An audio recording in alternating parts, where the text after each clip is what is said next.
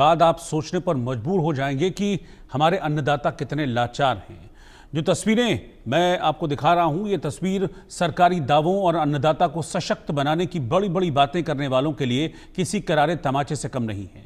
ये तस्वीरें महाराष्ट्र के लातूर जिले की हैं, जहां गरीबी से बदहाल बुजुर्ग किसान अपनी पत्नी के साथ खेत जोतने पर मजबूर हैं। इनके पास इतने भी पैसे नहीं हैं कि ये बैल रख सकें या फिर ट्रैक्टर से किराए पर खेत की जुताई कर सकें। 65 साल के अंबादास के पास 2.5 एकड़ सूखी जमीन है। बैल या ट्रैक्टर का खर्च नहीं उठा पाने की वजह से किसान दंपति बैल की जगह खुद ही हल जोतने को मजबूर हैं। हल जोतने के बाद इस बेहद मुश्किल काम में वो पिछले 7-8 साल से लगे हुए हैं। सोशल मीडिया पर बुजुर्ग दंपति के हल चलाने का वीडियो बड़ी तेजी से वायरल हो रहा है और आप देखिए कि तस्वीरों में वो बेहद थके हुए भी नजर आ रहे हैं।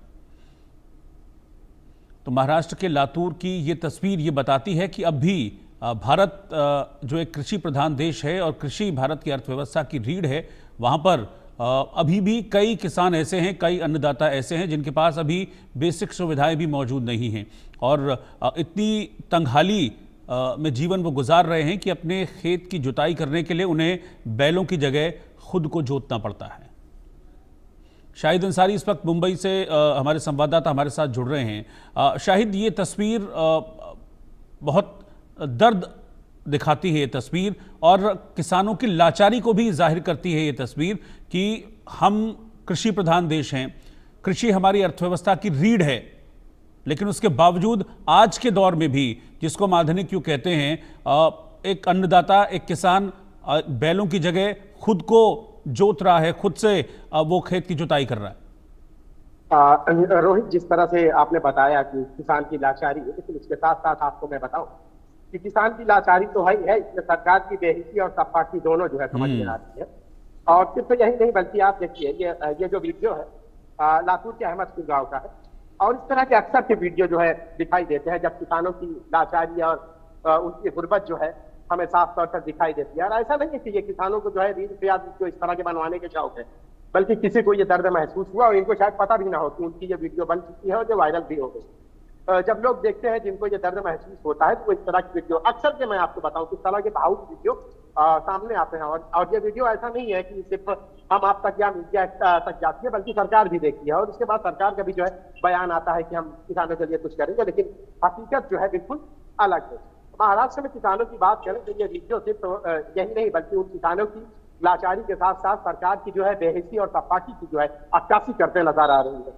सिर्फ यही नहीं, सिर्फ ये एक वीडियो के जरिए हम उन किसानों को जो है उन किसानों की हालत है, कितनी बदतर हालत है, हम उसके बारे में बात कर सकते हैं, देख सकते हैं कि क्या हालात है। अगर हम बात करें रोहित तो सिर्फ यही नहीं, यही गुर्बत और अब इनके पास तो पैसे है नहीं तो बैल या ट्रैक्टर कहाँ से करेंगे, उसकी जगह या खुद खड़े हो गए।